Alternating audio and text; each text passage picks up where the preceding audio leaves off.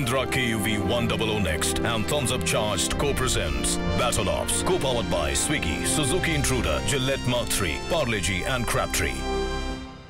साल 2011 में हुई ट्यूनीशियाई क्रांति का राजनीतिक असर बहुत सारे राजशाही और तानाशाही अफ्रीकी और अरब देशों पर पड़ा। इनमें यमन भी शामिल था।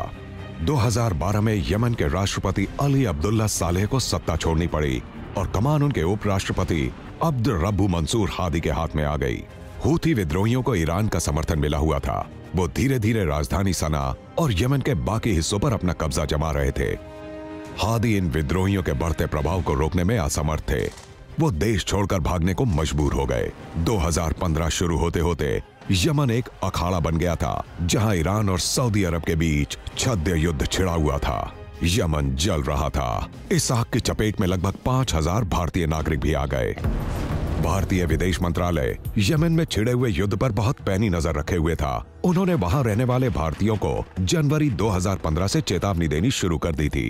यमन के दूतावास से हमें लगातार जानकारी मिल रही थी। हूथी विद्रोहियों ने यमन में दहशत का माहौल बना रखा था। हमें वहां गड़बड़ होने का अंदेशा था।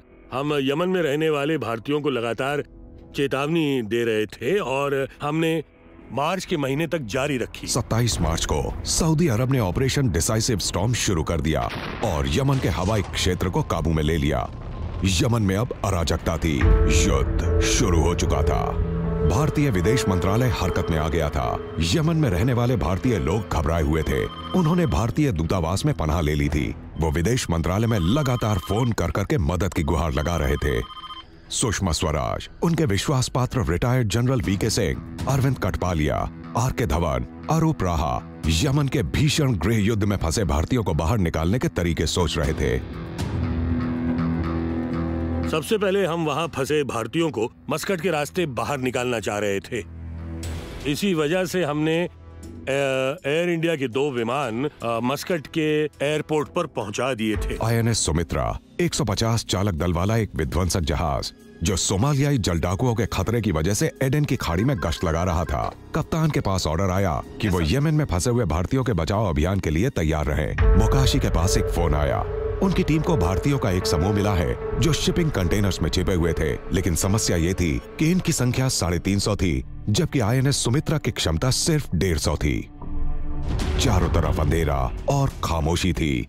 जहाज में लगभग 500 लोग थे। अगर सब कुछ ठीक रहा तो वो 7 घंटे में जिबूती पहुंच जाएंगे। और आखिर INS सुमित्रा जिबूती पहुंच गया। केंद्रीय विदेश राज्य मंत्री श्री वीके सिंह ने मोकाशी और उनकी टीम के अलावा गृह युद्ध से बचकर आए लोगों का स्वागत किया, जिसका प्रसारण पूरी दुनिया में हुआ। जिबूटी पहुंचते पहुंचते लोगों में काफी जोश आ गया था, क्योंकि अब वो खुश थे, अब वो सुरक्षित भी थे और वो यमन से बाहर भी थे। लेकिन मुझे लगता है जब उन्होंने देखा कि मंत्री जी खुद वहां पर उनका स्वागत करने आए हैं और इन सब से उनका मनोबल काफी बढ़ गया। Get your formalities completed, move, vacate this ship, go to the other ship so that you can eat out there and relax out there. Tomorrow you will be taken by vehicles to the airport and put into the aircraft to go back to India.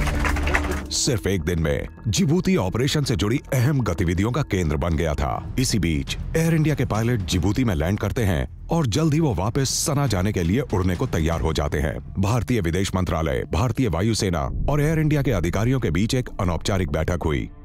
इसमें यह फैसला हुआ कि air India सना जाने के लिए अपना 350 सीटों वाला विमान बोइंग 777 का इस्तेमाल नहीं करेगा।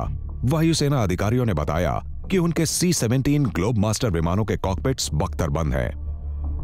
मैं वहां एक सीनियर यमनी ऑफिशियल से बात कर रहा था। मैंने कहा कि क्यों ना मैं इंडियन एयरफोर्स का एयरक्राफ्ट C-17 यूज करूं, ताकि मैं सारे भारतीयों को एक साथ सीधा भारत ले जा सकूं। उन्होंने हैरत से मेरी तरफ देखा और कहा कि सर, मेरे लोग अलग अलग एयरक्राफ्ट में फर्क नहीं कर पाते, लेकिन हाँ, वो एयर इंडिया देखकर उसे आसानी से पहचान लेते हैं कि ये भारत का विमान है, क्योंकि उन्हें बाकी सारे मिलिट्री एयरक्राफ्ट एक जैसे लगते हैं, चाहे वो विमान अमेरिका, इंडिया, सऊदी अरेबिया या फिर दुनिया के किसी और भी देश का हो। इसलिए हमने C-17 विमान ले जाने का आइडिया ड्रॉप कर दिया। सना एक रेतीले तूफान की चपेट में आ गया था। जब वीके सिंह ने उसकी तस्वीरें देखी तो वो परेशान हो गए, क्योंकि इस तूफान की धूल इतनी घनी थी कि इसमें कार तक चलाना नामुमकिन था। विमान उड़ाने के बारे में तो सोचा भी नहीं जा सकता था। 3 अप्रैल की सुबह 4 दमदार पायलटों ने सना जाने का फैसला किया। एयर इंडिया के विमान यमन के हवाई क्षेत्र में प्रवेश कर चुके हैं, लेकिन विजिबिलिटी 0 है। उस दिन कैप्टन नंदा हमारे साथ फ्लाई कर रहे थे और वो एक बहुत एक्सपीरियंस्ड पायलट हैं और वो मेरे सीनियर भी हैं। उन्होंने कहा कि मैं लैंडिंग कर सकता हूं और आखिरी वक्त पर उन्होंने एक बहुत ही कमाल का मैन्यूवर करते हुए प्लेन को लैंड कर दिया। इस सफल लैंडिंग की खुशी तो बहुत थी, पर उसे मनाने के लिए वक्त नहीं था। दूसरे एयर इंडिया विमान को रनवे की विस्तृत जानकारी तुरंत दी गई। तब एक हैरान करने वाली बात सामने आई। उसमें केंद्रीय विदेश राज्य मंत्री श्री वीके सिंह भी चालक दल के साथ आए थे। मैंने सोचा कि मुझे पहली फ्लाइट में वहां जाना चाहिए ताकि मैं वहां के हालात का जायजा ले सकूं, और मैंने वही किया। जब वो एयरक्राफ्ट में एंटर करने वाले थे तो मैंने कहा सर आप जा रहे हो, एक जोड़ी कपड़े और एक टूथब्रश भी साथ रख लीजिए, क्या पता आपको वहाँ रुकना पड़े। उन्होंने कहा नहीं मैं तो आ जाऊंगा, थोड़े घंटों के लिए जा रहा हूँ, काफी काम है यहाँ पर, मैं तो आ जाऊंगा। पहुंचती मैंने देखा कि वहाँ अफरा तफरी मची हुई है। हवाई अड्डे पे जगह जगह तबाही मची हुई थी, क्योंकि वहाँ कई दिनों से बमबारी चल रही थी। वहाँ ना खाना था, ना पानी, ना स्टाफ का कोई आदमी, यहाँ तक कि टैक्सी और बसें भी नहीं थीं। और ऐसे हालात में हम फ्लाइट फिर से भेज पाएंगे ये बिल्कुल नामुमकिन लग रहा था। लोगों के पासपोर्ट पे एग्जिट वीजा लगाना सब कुछ काफी मुश्किल लग रहा था। कि हम ये नहीं कर पाएंगे। हमने बाद में कई टेम्पररी इंतजाम कर दिए। एयरपोर्ट पर लगभग 500 भारतीय इंतजार कर रहे थे, लेकिन एयर इंडिया के दोनों विमानों में कुल मिलाकर 364 सीटें थी। ज्यादा से ज्यादा लोगों को एडजस्ट करने के बाद भी 140 लोग बच गए। केंद्रीय विदेश राज्य मंत्री श्री वीके सिंह ने फैसला किया कि वो इन लोगों के साथ ही अगले विमान का इंतजार करेंगे, लेकिन पायलट्स ने उन्हें साथ चलने की सलाह दी, क्योंकि जरूरी नहीं था कि इसके बाद भी कोई विमान यहाँ उतारना संभव हो। जल्दी विमान जिबूती पहुंच गया। वहां पहुंचकर पायलटों को पता लगा कि वो विमान वापस नहीं जा सकता। सऊदी सरकार ने और वक्त देने से इनकार कर दिया था। वो भारत के केंद्रीय विदेश राज्य मंत्री को युद्धग्रस्त इलाके में छोड़ आए थे। वो उस रात उन्हीं कपड़ों में किसी छोटे मोटे होटल में सोए। किसी प्रोटोकॉल का तो सवाल ही नहीं था, न ही कोई सुरक्षा। अब वो बचाव अभियान के किसी आम टीम मेंबर की तरह थे। फर्क सिर्फ इतना था कि वो इंडियन आर्मी के एक रिटायर्ड जनरल थे, जिन्होंने कभी 10 लाख सिपाहियों की कमान संभाली थी और उस दिन उस मिशन की। वीके सिंह की टीम ने भारतीय नागरिकों के डॉक्यूमेंट्स जांचने के लिए सना एयरपोर्ट पर काउंटर्स बनाए थे। जिन लोगों के पास एग्जिट डॉक्यूमेंट्स या पासपोर्ट नहीं थे, उनके लिए सफेद रंग के आपातकालीन पासपोर्ट जारी किए गए। मैंने एक औरत देखी, मुझे लगा कि उसने एक गुड़िया उठाई है। वो बिल्कुल कवर्ड थी, डॉल की तरह।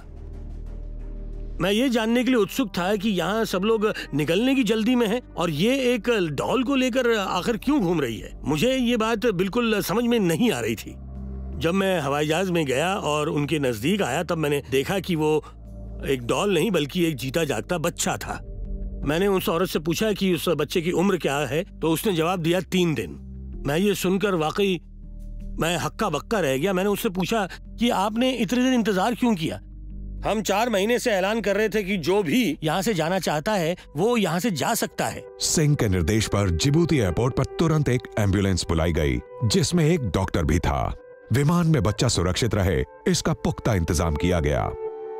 जैसे ही भारत में लैंडिंग हुई, विमान में खुशी की लहर थी। बच्चा सुरक्षित था और 315 भारतीय अब अपने वतन में थे।